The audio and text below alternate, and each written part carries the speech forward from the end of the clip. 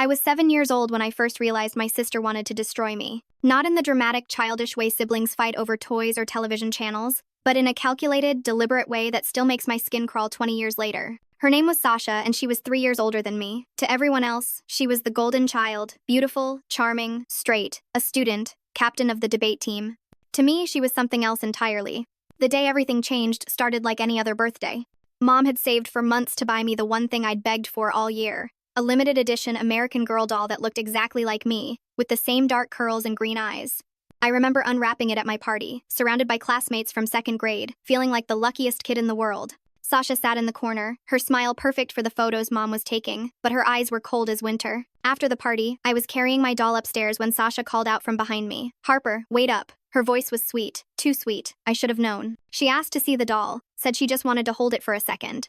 I was so naive, so desperate for my big sister's approval, that I handed it over without question. What happened next is burned into my memory like a brand. Sasha walked calmly to our front door, opened it, and before I could even process what was happening, she hurled my doll into the street. Not just into the street, directly in front of an oncoming truck. The sound of plastic and porcelain being crushed under those massive tires. I can still hear it. I screamed. I sobbed.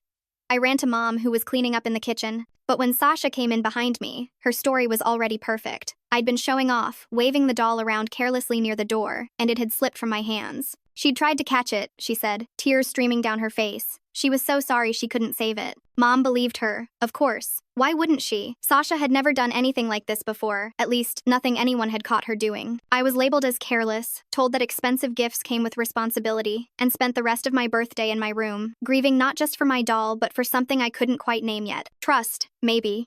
Or the innocence of believing my sister loved me. The years that followed were a masterclass in psychological warfare. Sasha had discovered something that day with the doll, that she could hurt me and make everyone think it was my fault. She refined her technique like an artist perfecting their craft. When I was 9 and finally made the competitive gymnastics team after months of training, my leotards started disappearing the night before meets. Not all of them, that would be too obvious. Just one at a time, forcing me to show up in practice gear while other girls sparkled in competition outfits. Coach thought I was disorganized. Mom thought I was irresponsible. Sasha would help me look for them, tearing apart my room with theatrical concern, then comfort me when I cried from frustration. I found them all eventually, months later, stuffed inside an old suitcase in the attic. By then, I'd been kicked off the team for lack of commitment. When I was 11 and won the school science fair, my project, a working volcano that had taken 3 months to perfect, mysteriously collapsed the morning of the regional competition. Sasha had been so supportive, even helped me carry it to the car. The judges said it looked like someone had poured acetone on the papier-mâché base, weakening the structure. But who would do such a thing? Certainly not my devoted sister who'd driven me there when Mom couldn't make it. The pattern was always the same. I'd work for something, achieve something, start to shine just a little bit, and then disaster would strike. Always explainable, always my fault somehow. And Sasha was always there to pick up the pieces, to comfort me, to tell others how worried she was about her struggling little sister. By middle school, I'd started keeping a journal, hidden inside an old heat vent in my room. I documented everything. Dates, times, suspicious circumstances. I thought I was going crazy. Thought maybe I was paranoid. Imagining persecution where there was only bad luck. But patterns don't lie, and the pattern was clear. Every single time something went wrong, Sasha had been there, had access, had opportunity. The summer before my freshman year of high school was when Sasha's tactics evolved from sabotage to outright psychological torture. She was 17, about to be a senior, and had just been accepted to a prestigious summer program at Yale. Our parents threw her a party, invited half the town. I was genuinely happy for her, despite everything. Some stupid part of me still wanted my sister's love, still hoped that maybe success would satisfy whatever demon drove her to torment me. I should have known better. The night of her party, I overheard her on the phone with her best friend, Melissa. She didn't know I was in the hallway. "The best part," she was saying, laughing, "is that everyone thinks Harper's just jealous of me. Mom actually asked me to be patient with her difficulties. As if she has difficulties I didn't create." The casual cruelty of it, the acknowledgement that this was all intentional, it felt like being punched in the stomach, but also vindication. I wasn't crazy. I wasn't paranoid. My sister really was destroying me, and she was enjoying it. I decided to record her. I saved money from babysitting to buy a small digital recorder. For weeks, I tried to catch her admitting something, anything, but Sasha was too smart, too careful. She knew exactly when to play the perfect sister and when to strike. The first day of my freshman year, I thought would be my fresh start. Sasha would be so busy with senior year college applications, her boyfriend Trevor. Surely she'd leave me alone. I'd made the JV soccer team, found a great group of friends, Even caught the attention of a sophomore named Marcus who made me laugh until my sides hurt. Then came the rumors. It started small, whispers that I'd cheated on my entrance exams to get into advanced classes. Then bigger, that I'd stolen money from the soccer team fundraiser. Then, devastating, that I'd sent inappropriate photos to multiple boys, including some who had girlfriends. The rumors were so specific, had just enough details to sound plausible, and they all traced back to anonymous posts on the school gossip page that somehow knew things only someone close to me would know. My new friends distanced themselves. Marcus stopped talking to me. The soccer coach called me in for a serious discussion about team values. And through it all, Sasha was there, publicly defending me, telling everyone her sister would never do such things, making herself look like a saint while pouring poison in everyone's ear when I wasn't around. I need to tell you about the championship game incident, because that's when I truly understood the depths of Sasha's pathology. By sophomore year, despite everything, I'd managed to make varsity soccer. I was good, really good. Scout from college is good. Soccer was the one thing Sasha couldn't touch because she'd never played, didn't understand it, couldn't infiltrate it. Or so I thought. The day of the regional championship, our whole family was there. Sasha had even made a banner with my name on it, playing the supportive sister for the crowd. We were winning 2-1, and I'd scored both goals. There were scouts in the stands from 3 Division I schools. This was my moment, my chance at a future Sasha couldn't sabotage. With 10 minutes left in the game, I was racing toward the goal, about to score my hat trick, when I heard it, a blood-curdling scream from the stands. Everyone stopped. The ref blew the whistle. All eyes turned to see Sasha collapsed on the bleachers, our parents hovering over her. She was unconscious, had fainted from hunger because she'd been so worried about my game she forgot to eat.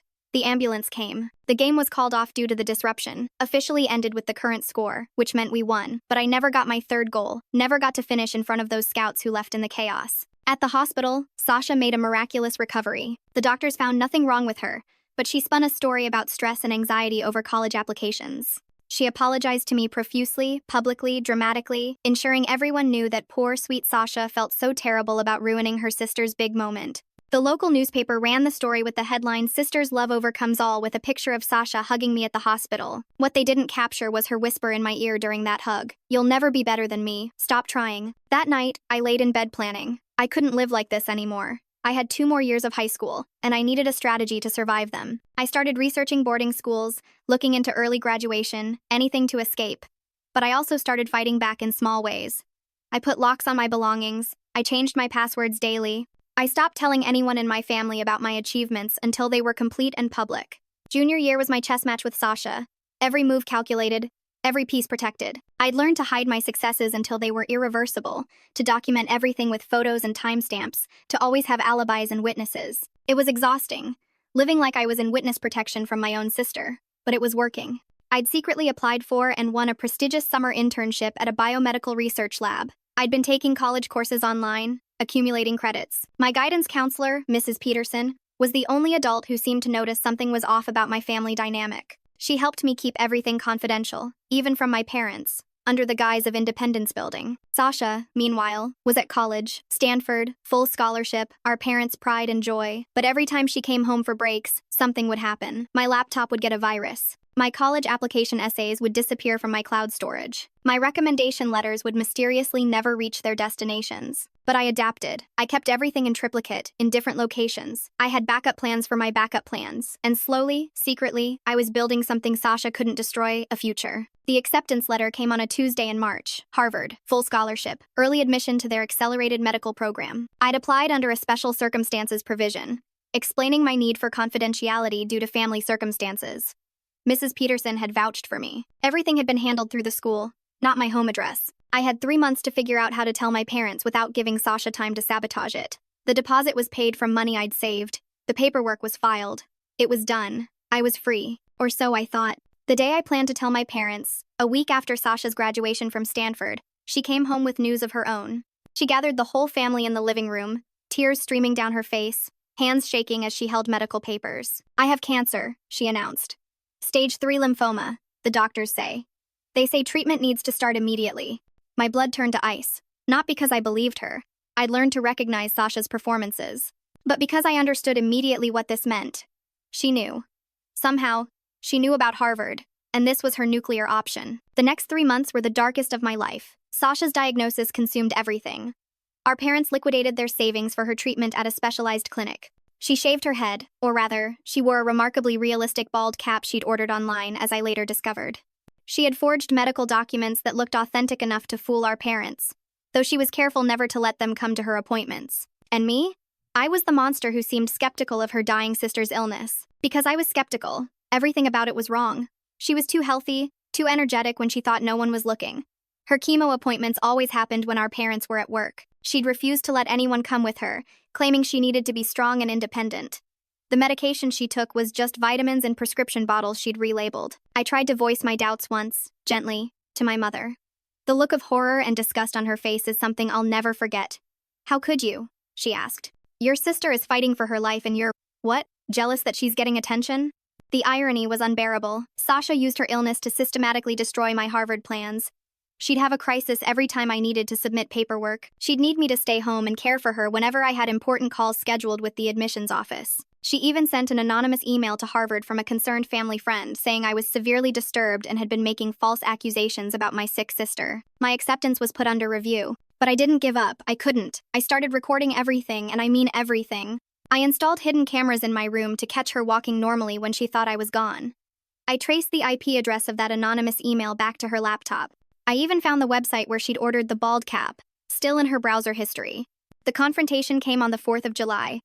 The whole extended family was there for a barbecue. Sasha was holding court, weak and brave in her wheelchair, which she didn't need, accepting sympathy and praise for her courage. Our Aunt Margaret was talking about setting up a GoFundMe for her treatment. That's when I snapped. "She's lying," I said, loud enough for everyone to hear. The backyard went silent. "She doesn't have cancer. She's never had cancer. And I can prove it." The silence that followed my accusation was deafening. 23 family members, all staring at me like I'd just committed murder. Sasha's performance was Oscar-worthy. The trembling lip, the single tear rolling down her cheek, the wounded gasp of Harper. "How could you?" My father's face turned purple with rage. "Harper, apologize." "Now." "No," I said, my voice steadier than I felt. "I won't apologize for telling the truth." I pulled out my phone, hands shaking but determined. This is a screenshot of Sasha's purchase history. A $20 bald cap from cosplayworld.com. Here's the tracking number.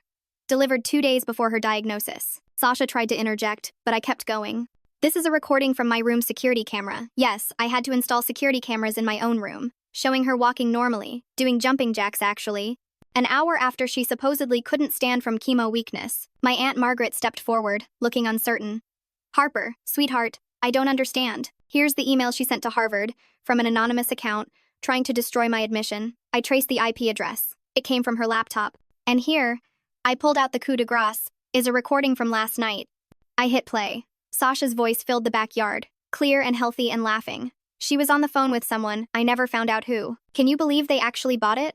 Mom was crying about how brave I am. And Harper, God, you should see her face. She knows I'm faking, but no one believes her. It's actually hilarious. She was supposed to go to Harvard, you know, but not anymore. Not if I have anything to say about it. I'll milk this cancer thing until her enrollment deadline passes, then have a miraculous recovery. The recording ended. Nobody moved. Nobody breathed. Then Sasha lunged at me. Not weakly, not like someone dying of cancer, but with the full force of years of pent-up rage. She knocked me to the ground, screaming incoherently, trying to claw at my face. It took 3 uncles to pull her off me. In the struggle, her bald cap came off, revealing her perfectly healthy hair underneath, grown out just enough to show she'd been hiding it for months. The aftermath was chaos. Sasha, realizing her cover was blown, turned on the tears again, but this time with a different story. She was sick, she claimed, just not with cancer. Sick with jealousy, with mental illness, with a compulsive need to hurt me that she couldn't control. She needed help, she said. She needed understanding. Some family members bought it, others were too shocked to process anything. My parents were devastated, not just by the deception, but by their own blindness to it.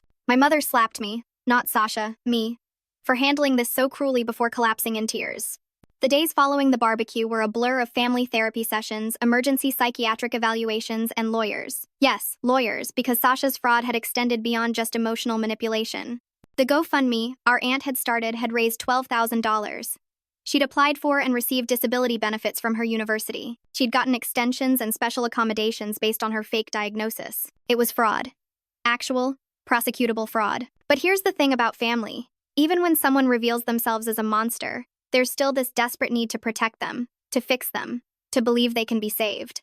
My parents refused to press charges. They insisted Sasha needed treatment, not prosecution. They sent her to an inpatient facility that specialized in personality disorders. And me? I was the whistleblower who'd torn the family apart, Half our relatives thought I should have handled it privately. The other half couldn't believe I'd waited so long to expose her. Everyone had an opinion about what I'd done wrong. Harvard, thankfully, reviewed my case with new understanding. Mrs. Peterson advocated for me fiercely, providing documentation of years of concerns about my home situation. The admission stood, but they recommended I start in January rather than fall, to allow time for family healing. Sasha spent 90 days in treatment. The diagnosis was fascinating. In a clinical way, a combination of narcissistic personality disorder with antisocial features. The doctors said she genuinely couldn't feel empathy the way most people do. To her, other people were just obstacles or tools, and I had been her primary obstacle since the day I was born. When she came home for Thanksgiving, she was different. Medicated. Quieter. She apologized, reading from a letter she'd written in therapy. It sounded sincere, but I'd heard Sasha sound sincere before. I accepted her apology because it was expected. But I also installed new locks on my door and kept my Harvard information in a safety deposit box at the bank. The night before I left for Cambridge, I found her in my room, sitting on my bed, looking at my packed boxes. For a moment, I tensed, ready for one last attempt at sabotage. But she just sat there, staring at nothing. "I used to lay awake at night," she said quietly, "thinking of ways to hurt you. It felt like scratching an itch. The more I did it, the more I needed to do it. The doctors say it's how my brain is wired. But that doesn't make it okay. What I did to you." I didn't know what to say, so I said nothing. "I'm not asking for forgiveness," she continued. "I know I don't deserve it. I wanted you to know that I know what I am, what I did, and that you leaving is probably the best thing for both of us." Harvard was everything I'd dreamed and more. For the first time in my life, I could just be. No looking over my shoulder. No protecting my achievements. No documenting everything in case of sabotage. I threw myself into my studies, my research, my life. I made friends who knew nothing about my past, who liked me for who I was, not in spite of what I'd survived. But trauma doesn't just disappear because you change your zip code. I had nightmares. I had panic attacks when assignments went missing. Usually just computer glitches. I couldn't accept compliments without wondering what the person really wanted. My roommate, Keiko, found me once at 3 a.m., obsessively backing up my thesis to 7 different cloud services. "Harper," she said gently, "whoever hurt you isn't here." So I told her. Everything. She listened without judgment, held me while I cried, and then helped me find a therapist who specialized in sibling abuse, because that's what it was, abuse. Not rivalry, not conflict, abuse. Meanwhile, back home, Sasha was building her own life. She'd graduated from Stanford, started working at a tech company, moved to Seattle. My parents sent updates I didn't ask for. She was in therapy. She was stable. She was even in a relationship with someone who knew her history and was helping her stay accountable. We didn't speak for 3 years. Then, one day in my final year of med school, I got a call. Not from Sasha, from her therapist. Sasha was in the hospital. She'd had a complete breakdown, convinced she had cancer for real this time. The irony was that she actually did have something, a benign tumor that required surgery. But in her mind, it was karma, punishment, the universe giving her what she'd pretended to have. She was asking for me. Every instinct screamed not to go. This could be another manipulation, another game. But something in the therapist's voice, the professional concern barely masking genuine worry, made me book a flight. I found her in the psychiatric ward, the real one this time. She looked small, fragile in a way that had nothing to do with physical illness. When she saw me, she didn't perform. She just cried. "I'm scared," she said. "I'm scared that I'm never going to be normal, that I'm always going to be the person who hurt you, that that's all I'll ever be." For the first time in my life, I saw my sister as she really was. Not a monster, not a victim, but someone deeply, fundamentally broken, trying desperately to hold herself together. That hospital visit changed something between us. Not fixed. I don't think our relationship will ever be fixed, but shifted. We started talking, carefully, with her therapist mediating at first. Email exchanges about safe topics. A phone call on holidays. Small steps towards something that wasn't forgiveness but might be understanding. The tumor was removed successfully. Sasha continued therapy, tried different medications, joined support groups. She started volunteering with kids who had behavioral disorders, under strict supervision. She was trying to rewire herself, to build empathy through practice if not instinct. I graduated from Harvard Medical School, matched into a prestigious residency in pediatric neurology. My parents came to graduation, proud but still carrying the weight of everything that had happened. Sasha didn't come. We both knew that would be too much, too soon. Years passed. I finished residency, started my practice, met someone wonderful named David, who made me feel safe in ways I'd never thought possible. When we got engaged, I had to decide whether to invite Sasha to the wedding. My therapist asked me what I was afraid of. That she'll ruin it, I said immediately. Then, after thinking, Or that she won't. That she'll be perfect and wonderful and I'll have to face the fact that she's changed and I haven't forgiven her, that I might never forgive her. In the end, I invited her. She came, stayed in the background, left early. But before she left, she handed me a letter. I didn't read it until after the honeymoon. Harper, it read, I destroyed your childhood. I tried to destroy your future. I made you feel unsafe in your own home. I turned what should have been sisterhood into survival. There is no apology big enough for that. But I want you to know that every day, I wake up and choose to be different than I was. Not for forgiveness, not for redemption, but because you deserved a better sister, and even though I can't change the past, I can at least try not to poison the future. Your strength despite me is the greatest accomplishment I'll ever witness. I'm proud of who you became, not in spite of what I did, but in defiance of it. Be happy. You've earned it 1,000 times over. We're in our 30s now. Sasha continues her treatment, her work, her careful construction of a life that doesn't harm others. I have my practice, my marriage, twin daughters who will never know the kind of sibling warfare I experienced. We see each other maybe twice a year, at carefully orchestrated family gatherings. We're cordial, sometimes even warm. We share jokes about television shows, recipes, safe things. Sometimes I catch her looking at me with something that might be regret, might be longing for what we could have been. Sometimes I feel it too, grief for the sister I never had, the relationship that was poisoned from the start. People ask me if I've forgiven her. The truth is complicated. I've forgiven the child she was sick and unable to control her impulses. I've accepted the adult she's become, working hard to manage her condition. But the teenager who systematically tried to destroy me, who took pleasure in my pain, that person lives in my bones, in my hypervigilance, in my need to document everything important. The last time we spoke, Sasha asked me a question that haunts me. If you could go back, would you want a different sister? Or would you want me to never have existed at all? I told her the truth. I would want you to have gotten help sooner. She nodded, understanding that wasn't really an answer. Because the real answer is that I don't know. The suffering she caused shaped who I am, resilient, fierce, independent. But it also left scars that no amount of therapy fully heals. I have trouble trusting women who remind me of her. I sometimes test my husband's love in unconscious ways, waiting for the betrayal I'm sure is coming. I check on my daughters obsessively, terrified they'll hurt each other the way Sasha hurt me.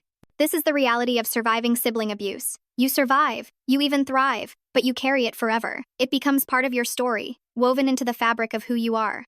You learn to live with it, to build around it, to succeed despite it. But you never quite forget the sound of your favorite doll being crushed under a truck's wheels, or the smile on your sister's face as she watched you cry.